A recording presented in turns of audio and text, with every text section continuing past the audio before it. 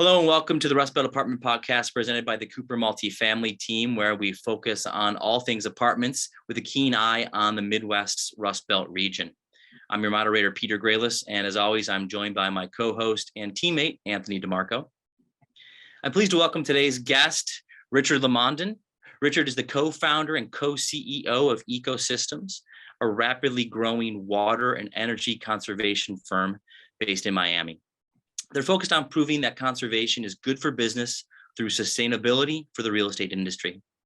In 2019, Richard was selected as Endeavor Miami's Entrepreneur of the Year and was named one of South Florida Business Journal's 40 Under 40.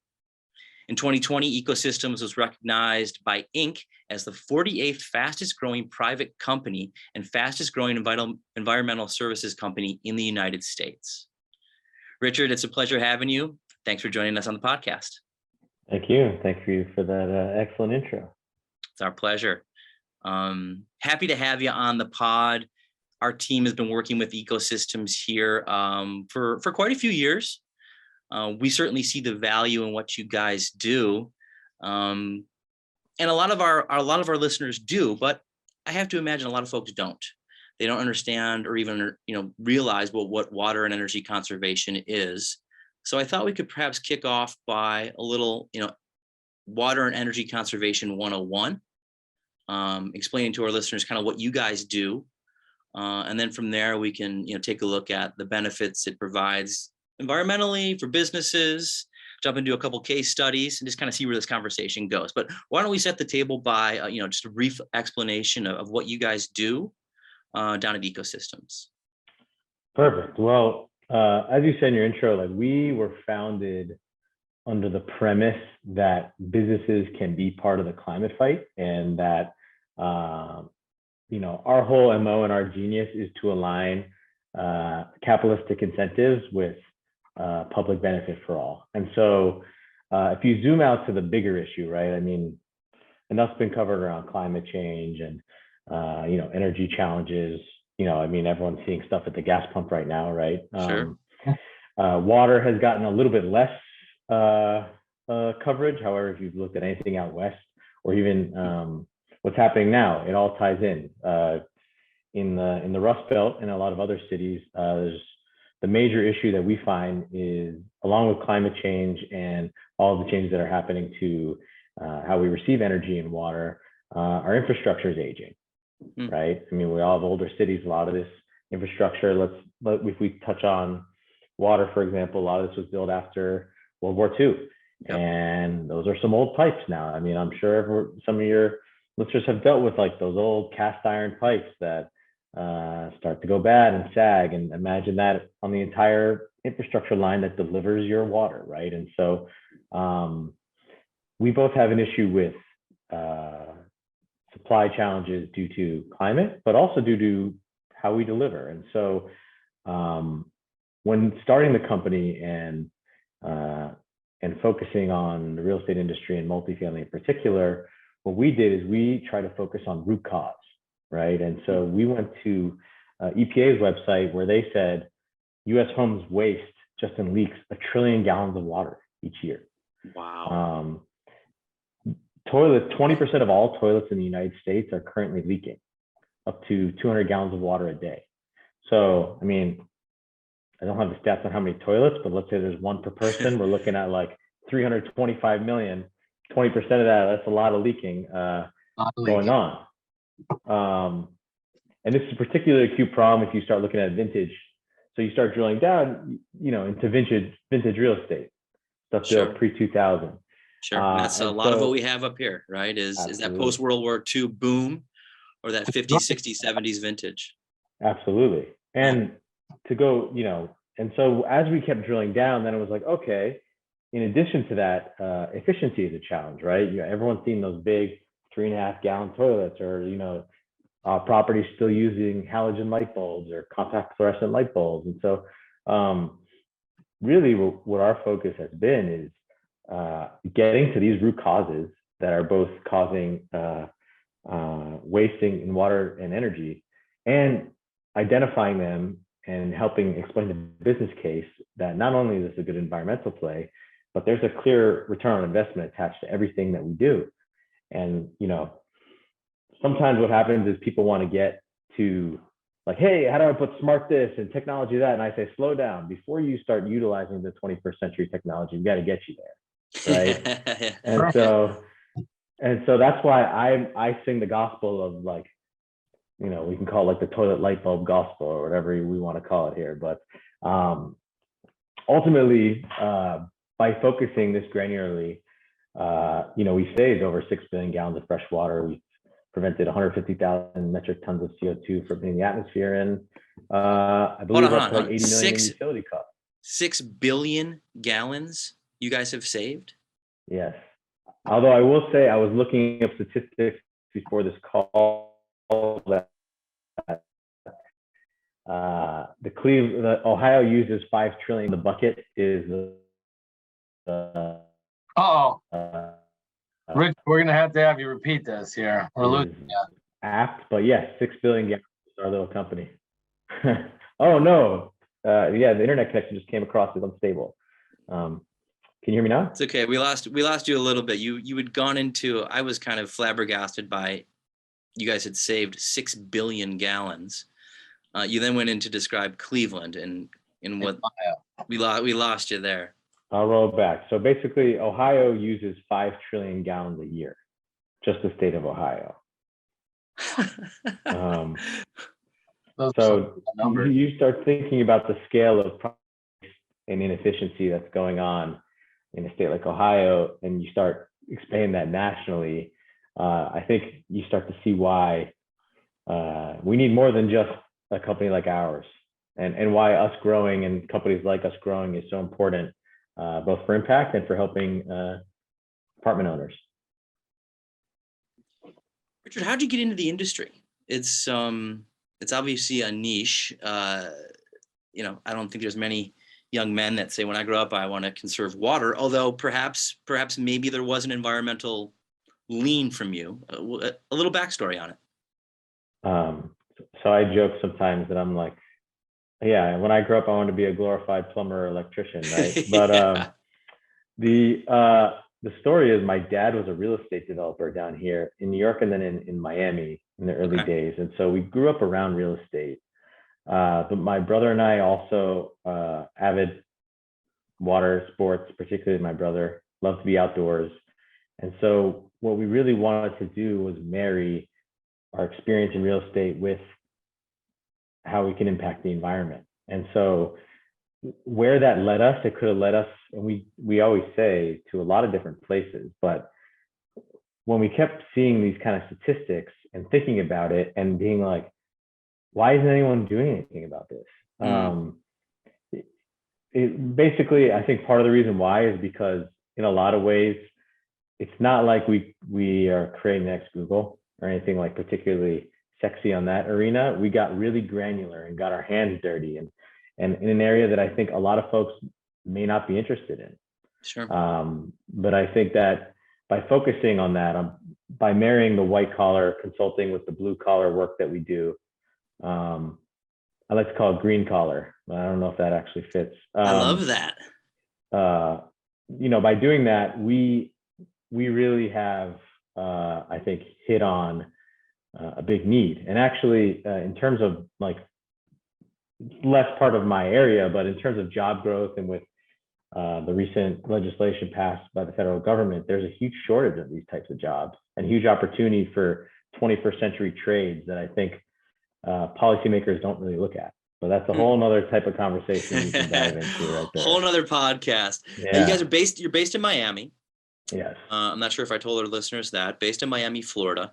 You guys cover the entire state, or the entire country, rather, all 50 states, correct? I think we've worked in about 35, 36, as far away as Hawaii, and is in the west side, and as far northeast as I believe Pennsylvania. So kind of covered most of the U.S. geography. And we're not a huge national company. I think our head count's about 85 people, but we're able to seed teams in different areas of the country and have them travel around. And we're lucky to work with great partners that give us the opportunity to prove our model to them. And once they're with us, they seem to stick with us, just like you all, over the years. Sure. Richard, you mentioned you have 85 people and that travel around. Obviously, from our experience working with you guys, we know that you guys have multiple travel teams. But maybe explain to everybody how you guys go about doing business in Hawaii or in Pennsylvania when you guys are situated and heavily located in Miami. That's a great question. I think it's worth stepping back to how our whole process works. Sure. So how it works in general, an ownership group, a management company, a forward-thinking brokerage will come to us and basically there aren't too many like you. I'm being serious. We don't get approached too much from the brokerage side of things. Where they'll approach us and they'll say, hey, sometimes it's, hey, we have these really high utility bills. How do we deal with that? More recently, particularly at the larger scale organization, it's, hey, we need to develop a sustainability strategy. How do we do that? But how do we do that in a way that it's not some consultant gives us a big, thick book and then we don't do anything about it? Yeah. And so what we'll do is we will assess the portfolio. We'll identify areas of either high rates or there's potential rebates and incentives, or there's potential regions of the country where we know they're more it's more friendly to implement this type of work. And so we'll identify a target hit list and we'll kind of tier and we'll dive deep into utility bills. If we're doing a full service water and energy conservation work, we actually get out to the site, we inventory all the different equipment on the site. We deliver a report saying, okay, here's everything you have, here's everything you can do, but let's prioritize by whatever your goals are. Is it what's going to save you the most money? Is it what's going to impact the environment? Is it a blend? And so once we understand the goals of the partner we're working with, we'll design programs for them and we'll help them develop goals. Let's say you're saying, hey, we want to save 1 billion gallons of water across our portfolio, or hey, we want to save 50,000 metric tons of CO2. It's like, okay, well, based on your portfolio, here's what we would need to do to get there. And so the benefit of working with someone like us is that we also implement. And so we're not giving you these fanciful numbers that are made up. Like, we're giving you hard bid construction numbers to implement these projects. And so it's tough being, vertically part of the entire process, but we wouldn't have it any other way, because there's right now, the way most people deal with this is disjointed, multiple vendors, depending on what part of the country you are. And so most of the partners we work with have stuff in multiple states, whether if it's across the Rust Belt, whether if it's the Sun Belt, whatever belt you want to name, they probably have assets there. And so, that's why now going into implementation, when you say, okay, let's move forward this project, which has, return on investment numbers and savings numbers attached to it, then what happens is one of our teams in the region would go ahead and implement for you. So in the Rust Belt, for example, we have multiple teams right now circling, the Illinois, Ohio, Pennsylvania, Missouri, and they can expand out from there. And they're built to be on the road 365 days a year. So if there's something even like a little outside in Iowa and Kansas, like they can get there. That's our problem to worry about, not yours, basically. So what happens is with these larger portfolios, we're able to service stuff in the Mid-Atlantic, in the Midwest, in the Rust Belt, out in Arizona simultaneously, because we built those regionalized teams over these years. At the very end of the experience, we create an impact report where we demonstrate, where did you hit based on your goals? What are your impact numbers? I think, Anthony, you've probably seen some of those. And how do we do versus what we expected, right? If we told you that your ROI was 2 years, where'd we go? Was it a year? Was it 3? Can we figure out why? And so all of that kind of plays in to really give an owner a lot more intelligence on their asset and a much stronger asset at the end of the experience. Well, yeah, and you guys are there start to finish, like you mentioned. You're not just handing over a 1,000-page book with quote unquote recommendations. You're starting there. Yeah, you're starting there. You're sending now, Richard, when you say you have teams all over the country, these are teams of installers? Correct. Yes. Okay. So also I would say probably 65% of the company is operations, field installers, or their support team. Our company is distributed in general. We're headquartered in Miami, but probably only about 15 out of 85 of us are here. So, okay. In this day and age of remote work, like we were doing it without knowing what we were doing beforehand, simply because it's a big country to cover. Sure. And so, yeah, we have folks all over the country, and we'll continue to grow like that because, something like this, an environmental challenge like this, it can't be done at a local level. It has to be done at scale to be effective. Sure. So, something that, Richard talked about early on in getting started and why they got into it. And I know that, he mentioned he doesn't always hear, from the brokers, but one thing that we realized early on, and I realized early on in my career, starting here in Ohio, Richard talked about the amount of water, right, that is being used here in Ohio, and it's a huge problem, right? And so when I started out, we were really looking for pain points. You have a lot of longtime owners here in the Cleveland area, Northeast Ohio, in the Rust Belt, right? In specifically, you have a lot of longtime private owners, right? It's not a institutional style market, and it really hasn't been for a really long time.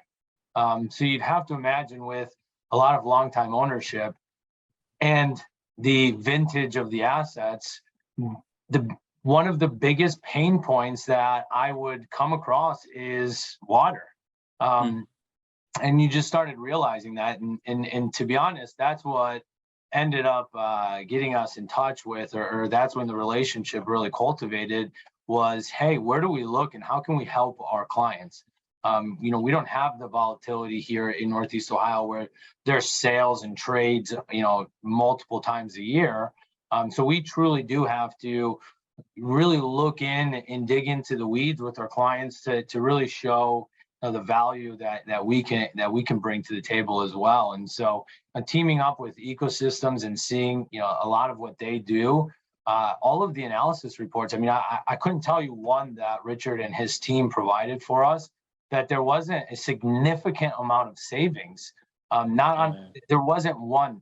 Now, what I will say is, with all of that said, right, we didn't move forward with all of those analysis or those projects or those plans. So, Richard, how does your team go about overcoming some of that and really proving to people that it sounds great on paper, but the reality is this is a true NOI enhancer that you can't shy away from or forget about. And so maybe talk about that a little bit. Absolutely. And another piece too is, so when we started working with you, where I realized the power of upfront numbers, and since then actually we've been much more heavy also with a bunch of our partners on being part of their due diligence process. So making sure that in the underwriting, and so that's what you were doing with us a lot of time is, hey, either we're selling an asset or whatever, like let's underwrite some potential value add services that we can provide as part of maybe a new owner coming in or whatever it is. That's what I mean by forward thinking. Like very few folks approach us about that. And so that got our wheels turning, like, hey, maybe at scale we could be part of the due diligence process on the buyer side too, to potentially add the same kind of value. But what you touched on, another piece, is the greatest challenge that I have faced in founding and growing this company has definitely been education, right? And proof of concept. And let me tell you, when that's the first 5 years of our experience, we're going to hit 10 years old in October. We're what they call bootstrapped. So like I have that whole like living in a back house, no investors until I didn't need them anymore type of thing. We had to pound the pavement and no one believed what we were saying. And so what's happened now is I have hundreds of case studies and results that I can provide and to show it. And what happens is there's varying degrees of skepticism, but I would say that the amount of educating I need to do has improved tremendously over the years. Like it seems like people have over time, like the problem has become more prominent. One really good example, I think, within about the unit range where you all work is, so we did a project in, where is it here? Sorry, let me pull it up. It's in Columbus, Ohio. Okay. It was 238 unit property, Okay. in which we came in and saved them $126,000 a year in water costs on an $140,000 project. So, and this is just a water and energy. What we did there is we upgraded their toilets to new water efficient toilets, new shower heads, new faucets. On this one in particular, we also actually installed new washer dryers in some of the units. They had some aging ones, and they wanted to, they want to do a test pilot in one building around this as an amenity. So actually, we added some water to that project because they wanted to use it as an amenity, but we used obviously water efficient products, and they saved $126,000 a year on water. And so not every property is going to hit those kind of numbers. They made their money back in about 14 months, which are how many investments you can make that have that kind of return.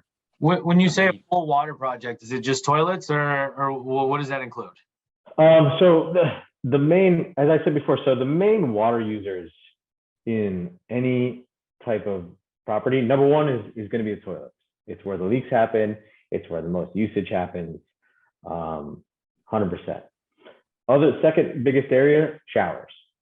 And so what we do is we don't try to change behavior. We try to flow with behavior. And so rather than say, okay, do an education program, shower less, like we'll give you a good pressure, more efficient shower head, right? That's kind of our goal.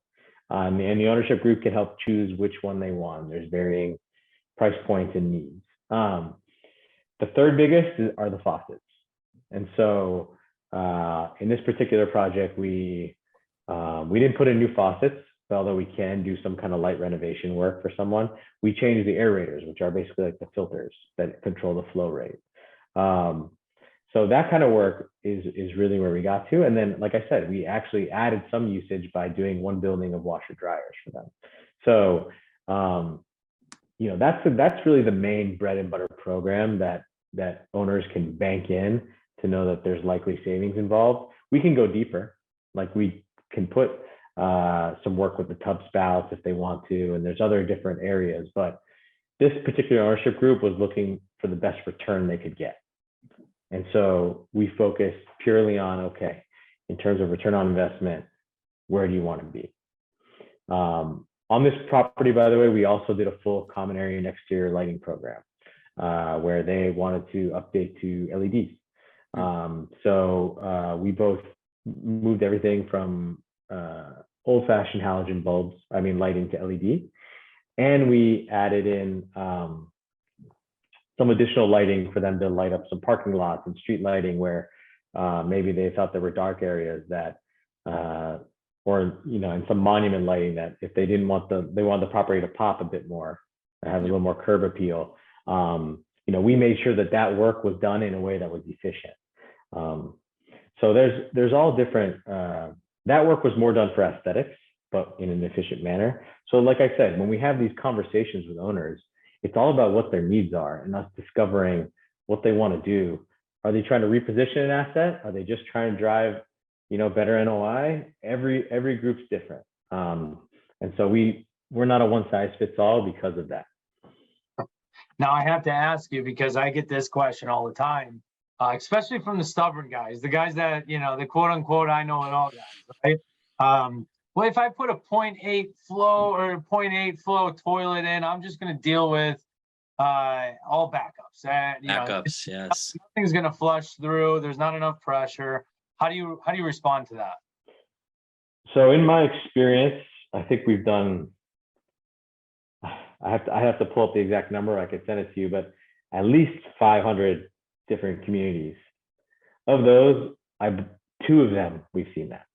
So it's not impossible, but like we're talking mega money odds almost, that like in terms of when this type of challenge happens. I mean, in an older asset, there are things that could potentially go wrong. My question to them is, first of all, is how have you been maintaining the sewer system? Have you ever flushed out the sewage system?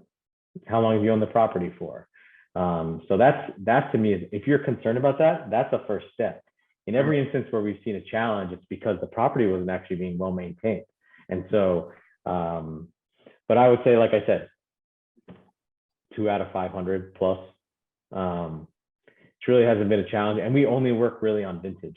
So it's not like we're doing mostly like newer construction that, I excuse the numbers. Like, this is something that I always say, look, this is possible. However, the numbers speak for themselves. And quite frankly, if this encourages you to take better care of a property that you're going to own for quite some time, or, look to drive more value in, it's only good maintenance.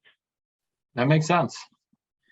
Do you see states that experience drought, like California, Arizona, West Coast? Are you seeing a bump in that business, different from what we would find in the Midwest or the East Coast? What's interesting is about out west is they started this sooner. So we still Makes do sense. a lot of work. We do some work in California. Out west, most work we do is in Arizona, Colorado. Okay. And that's just where the assets are. But Sure. What I would say actually is where we've seen the most growth is in the areas you would expect less, in the Rust Belt, in the Sun Belt, in Florida, or Georgia, where you think, wow, there's a lot of water. For example, in a state like Florida. Yeah. Or even Ohio, right? Or Ohio, Lake Erie exactly. Right here. Yeah. Exactly. Well, in Ohio, I don't know enough about the local issues to tell you anything beyond. I do know the infrastructure is aging. In Florida, there's salt water coming into the drinking water aquifers, right? So there's a need for conservation. Each state has its own challenge in an interesting way, rainfall patterns, but absolutely out west, they're in a bad way. And you see that a lot in the incentives and the water rates, but not always. Believe it or not, some of the highest water rates we see are actually in Atlanta, Georgia. Energy rates vary as well, while some of the lowest rates we see are in Las Vegas. Riddle me that. I don't get it. Any idea why? Well, Atlanta redid their whole sewer system. A lot of it was actually Civil War era pipes, some of them. Wow. So that's why I say infrastructure is the biggest driver of cost increases, but there's nowhere in the country that has experienced utility cost decreases, really. Maybe a few exceptions. Sure. All you see is both on energy and in water, costs continue to increase. On the energy side, various reasons: cost of fuel, getting new power plants online, shifting over to renewable energy. On the water side, delivery infrastructure. Who pays for redoing it? You do, right? It just comes through surcharges in your bill, increases in rates. So this is the kind of thing that affects the entire country in its own way. One of the areas we add value actually is in understanding the different utilities. So, for example, energy utilities typically are regional. So Northern Ohio likely has its own utility. However, Cleveland, Toledo, Columbus, all have their own water utilities. And so what's interesting is that water is municipal, energy is regional. And so we have to navigate different, we're experts at navigating both the incentive structures in both those areas, and in kind of explaining to you why maybe you're in a high rate paying area in energy, but you're in a low rate paying area in water, and maybe it's not the best ROI play in this area, or maybe it is, right? So it's a really complicated landscape. Federalism is fun. So you're not only working with owners, occasionally brokers like ourselves, but municipalities are involved in this as well. Are you dealing with municipalities? Is ecosystems chatting with? Okay. Some. So we focus mostly on the private sector simply because it's the best way to deploy the most quickly. But we did for a long time run a water conservation program in Denver, in which we both benefited low income folks, and it was a great program because utilities of, your owner's residents are a factor of their general housing affordability calculation, right? It's not one that gets touched on, but if they're seeing high utility costs, they're factoring that into whether they're going to accept the rent increase or not, Sure. for example. Mm-hmm. So it all kind of plays in together. And so in Denver, they had a program where we would go into low-income homes and update them to conserve water. And we also would work with some of the most wasteful multifamily assets in the city. That was they would identify for us, and we would go and we would target them to reduce consumption. But for the most part, we don't work too much with cities, mostly because I'm too small to have a lobbyist on staff to figure all that out. I'm just looking for who's going to say yes the most quickly and where we can scale. So if the opportunity presents itself, we're happy to take it, but it's not a major focus. Sure. I will say though that where they can provide the most impact is giving carrots, right? So where are their rebates? Where are their incentives to do this kind of work? Where can maybe great. Where can we make this pencil for an owner on the margins? Maybe Anthony, one of these the know-it-all guys you're talking about who are like, oh, well, actually, I get $50 off every unit. Like, okay, this actually sounds a lot better now. So those are areas that when we do the assessment process that we will say, hey, here's potential incentives. I think that's a big way that that governments can help the private sector make the right call. Yes. I've had success with that because I mean that sounds fantastic. Have you guys approached? Have you guys gotten any of those incentives granted that maybe weren't there before because of your approach? So a mixed bag, right? COVID actually put a lot of pressure on a lot of utilities. There are a lot of folks who couldn't or didn't pay their bills in the pandemic. And so, for example, that Denver program was nixed due to budget cuts due to COVID. Wow. So different areas. I would say it totally depends on the utility. We've done some work here. Actually, Miami struggles with a lot of things, but when it comes to this work, they've actually worked with us to say, hey, we actually have extra budget. So has Broward County, just north Miami. Fort Lauderdale is the main city there, where we've said, hey, we have this big project. You have rebate caps. Can we potentially extend these because of look at the impact that we think we're going to see out of these projects? And they've said, okay, based on what we expect to use, we can increase the program. So there are some utilities that are willing to play ball. There are others that are not. So Sure. like, here's it's just like everything, right? Like who you're dealing with. So, but quite frankly, I would love for folks to lobby for this. I don't have the time nor the bandwidth to bring anyone to where they're not already at right now. Well, I'm sure we've got a few lobbyists listening. So you guys heard Richard. Get to Washington. That's right. Or your local municipality. Or your local. Sure. Start there. Yeah. So we talked a bit about impact on business. In the beginning of the pod, you had discussed, again, some staggering numbers and the amount of water that was wasted through leaks. The environmental impact that your work has is pretty cool. Any other kind of fun things to talk about there? I mean, some of those numbers were staggering, just in the amount of water conserved. Absolutely. Where is this heading? Where is water conservation heading? Where's energy conservation heading? What trends are you seeing moving forward? There's a few different ways to answer that. One is mostly all positive, quite frankly. Like I mentioned before, I think less educating has been needed. And so at the decision-making level, I think this is, for more and more people, has become something that is strategic. And so I think within the industry itself, particularly now that we're entering a period of, where some folks may hold on to their assets for longer and look for other ways to add value. I think that this, again, no matter which environment you're in, is a good play because of it drives ultimately NOI.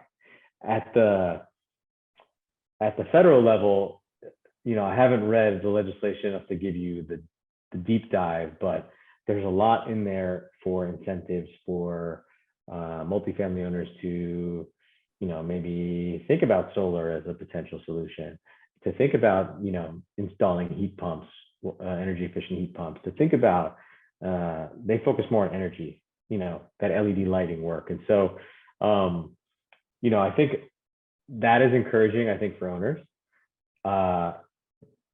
Going up even further, I think that, believe it or not, even as our population has grown, if you want good news, usually when you talk the environment, it's all bad news. Yes. I need some good news. Yeah, consumption hasn't risen in line with population growth, right? So we are getting more efficient. I think the challenge is, in terms of the scale of the issue, more needs to be done. But, societally, like, things are being done, right? And I think more and more businesses are realizing that, it's beneficial to be part of this, not to fight it. And so in a few different ways, with our folks who have maybe public funds and are large traded, they now have to report impact to investors and on the markets and things like that. And so, there's pressures from that side. To more, to owners, like more family long-term hold owners,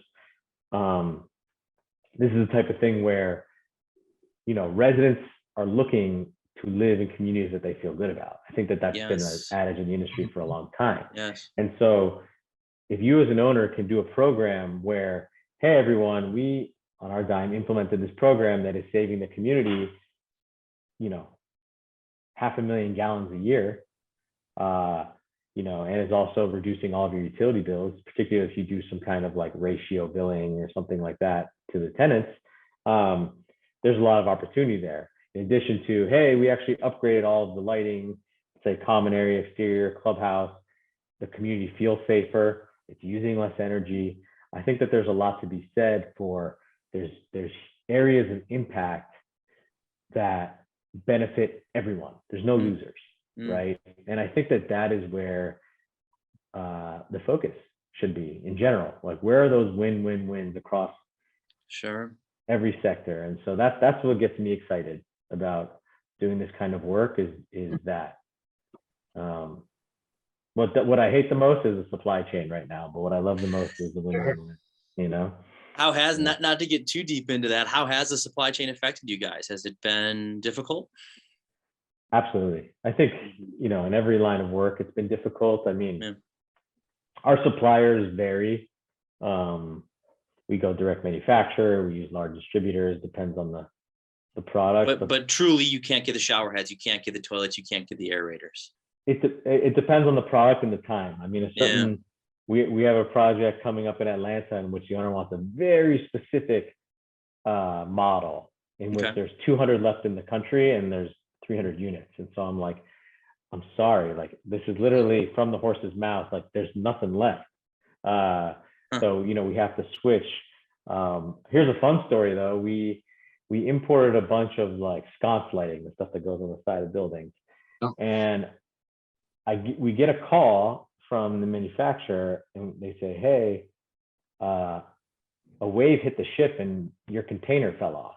And I was like, is that the my dog ate my homework version of like supply chain? Exactly. And so they sent me the ship manifest and like a news story, like ship gets hit by a rogue wave, loses 1/3 of containers. And I'm like, rogue wave. Yeah. I was like, a rogue wave. Yeah, nice try. Like, you were already delayed on that one. So my mind was blown that it was actually, they weren't lying. It was the truth. And so then I have to go to the partner and be like, so I know what this sounds like, but here's the article, here's the email. To the best of my knowledge, we lost the product. We have to switch. And so what we've been really good at is trial by fire. Something becomes unavailable, we don't marry any specific lines, because if they go short, we have to be able to find what's the next one up. We're constantly also pushing our manufacturers to get better, stuff that's easier to install, stuff that you can maybe change the colors on with a maintenance person manually. So there's a lot of new technologies coming through that, for example, we're installing stuff where you can change your like exterior clubhouse lighting to different colors based on the season. So you can have your Christmas lights. And so there's a lot of new technology flowing through, but we have to always be nimble. And I could say that's probably given me the most gray hairs over the past 2 years. Richard, how often should people be looking into their conservation? So let's say somebody rip the Band-Aid off and does the full replacement, or for example, like the case study that you talked about in Columbus. Is that like a set it and forget it thing, or how often are you telling them that they should touch back with you guys? That's a great point. So you almost have to break it up into what you're doing, but in lighting, one of the great things about LED lighting is that not only are there energy use conservation savings, there's maintenance savings because the burn time is longer. I would say, on water side, I would say every 6 months, I would highly recommend doing some kind of preventive maintenance program, whether that's walking all the units, checking for leaks, putting out notices, hey, something making a weird noise or whatever. What we find in general is that because these properties are so busy, it's hard to find good maintenance help. It's like getting your teeth cleaned at the dentist, right? I mean, if some other stuff's going on, like you might skip that, but you don't get your teeth cleaned enough times and all of a sudden you got a whole mouth full of cavities. And so I would say every 6 months, no matter what you do, whatever preventive maintenance program you believe should be in place, whether that's with your HVAC systems, whether it's with walking the site to make sure all the lights are working properly, whether if it's putting out notices to report leaks of any kind. No matter what property we go into, there's always something we uncover. We're like, oh, we didn't know that was there. And I can guarantee you that if there was a preventive maintenance program, that would be handled. They'd know. And that's not sexy, It's not like there's not like, hey, install this thing, and all of a sudden your problems go away. You got to do the grunt work, I think, to really maintain the value of an asset. And so that's what I've seen more than anything else that folks can do.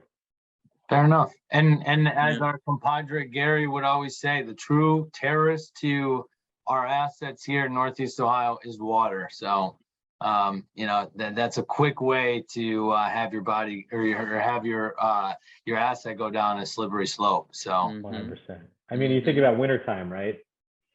Pipes bursting, you don't have enough water flow through the pipes are bursting. I mean, you put out your notices, right? But how do you really know? Sure. You put your notices, okay, maybe you do a property-wide walk.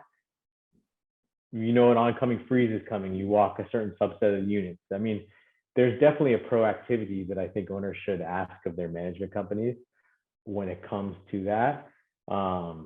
Because, what does Ben Franklin say? Was it an ounce of prevention is better than a pound of cure, right?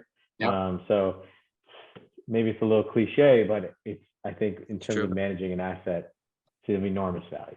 Yeah. Fantastic. But we talked case studies. We talked energy and water conservation 101. Anything else you'd like to touch on before we wrap up, Richard? Again, thank you for your time, man. Good call. Real good call. I didn't think this would be that, no offense, but I'm like, water conservation, what are we going to talk about for an hour? But this has been really good. I interrupted. Go ahead.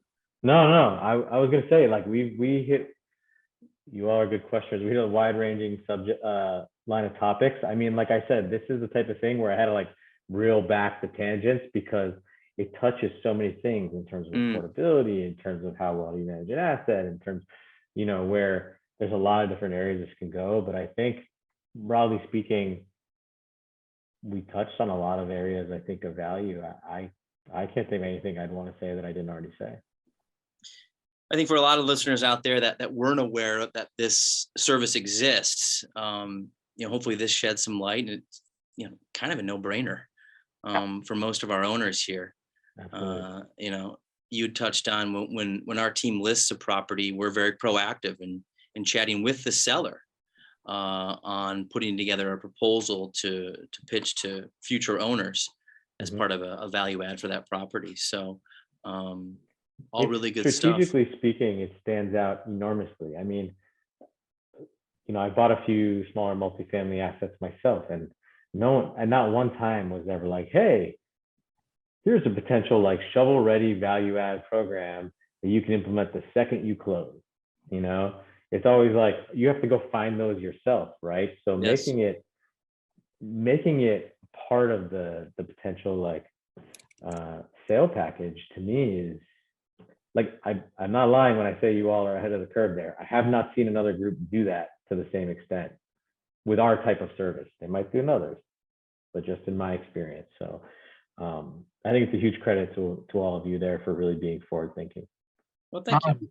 And we thank you guys for your partnership, because obviously you guys allow us to do that as well. And we just look to continue on with this, and hopefully, you guys continue to do more stuff in Ohio. And when it's a service that's a no-brainer, it's easy to sell. Exactly. I mean, we look like the White Knight, and you guys look fantastic as well. Ecosystems.com is where our listeners can find more about Richard and his team. Richard, thanks again for joining us. Look forward to the next podcast. Thanks so much, Peter Anthony. Thanks, guys. Anthony, thank you so much. Richard, thanks for joining us. Hey, thanks for having me. Really appreciate it. And I also want to thank AdCom, who we've set up our new podcast studio here. As you can see, there's some folks behind me. We're up in our game on the pod. So thank you to the fine folks at AdCom for allowing the Cooper Multifamily team to host the podcast from their studios. Richard, thanks again. Have a wonderful day.